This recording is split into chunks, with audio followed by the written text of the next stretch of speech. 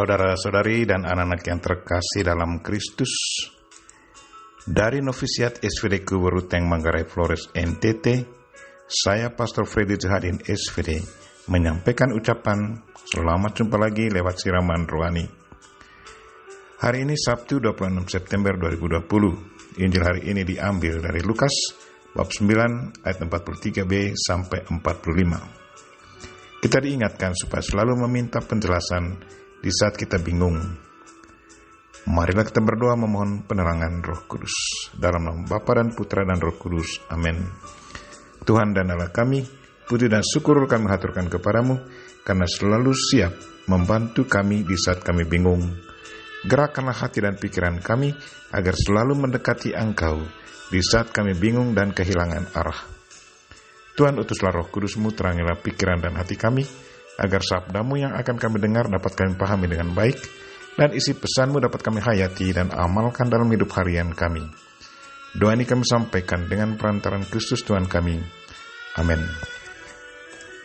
Tuhan sertamu. Inilah Injil Yesus Kristus menurut Lukas, bab 9 ayat 43b sampai 45. Maka takjublah semua orang itu karena kebesaran Allah. Ketika semua orang itu masih heran karena segala yang diperbuatnya itu, Yesus berkata kepada murid-muridnya, "Dengarkanlah dan camkanlah segala perkataanku ini. Anak manusia akan diserahkan ke dalam tangan manusia."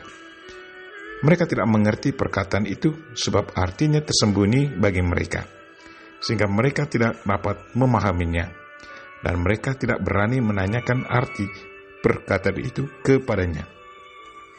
Demikianlah Injil Tuhan. Terpujilah Kristus. Saudara-saudari dan anak-anak yang terkasih dalam Kristus, tema renungan kita hari ini ialah mintalah penjelasan di saat kita bingung.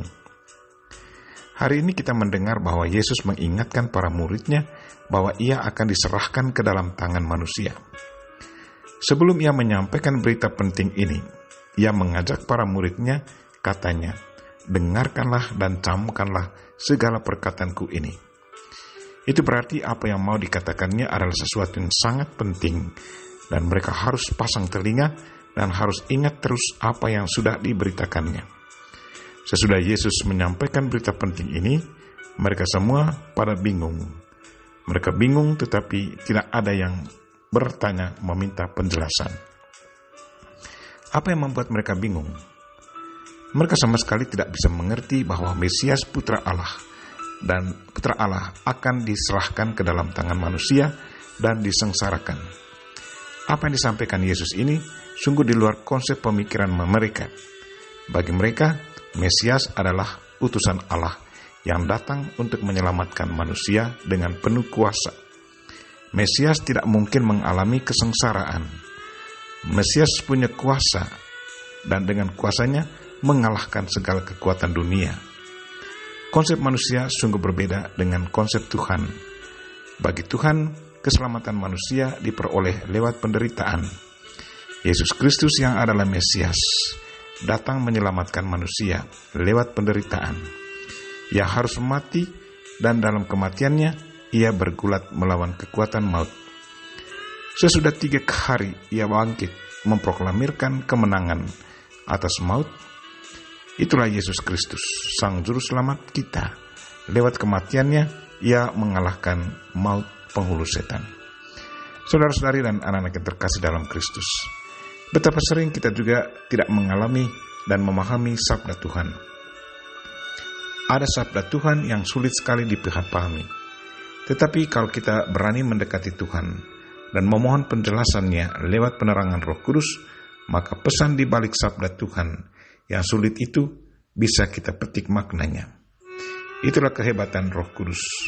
Roh Kudus adalah roh kebenaran yang memberi inspirasi kepada orang yang meminta kepadanya, agar apa yang tidak dipahami bisa dipahami dengan baik. Kita berdoa semoga Tuhan selalu mencurahkan Roh Kudus-Nya ke atas kita, agar kita selalu didorong untuk bertanya supaya mendapat kejelasan. Kita memohon Bunda Maria untuk mendoakan kita. Amin.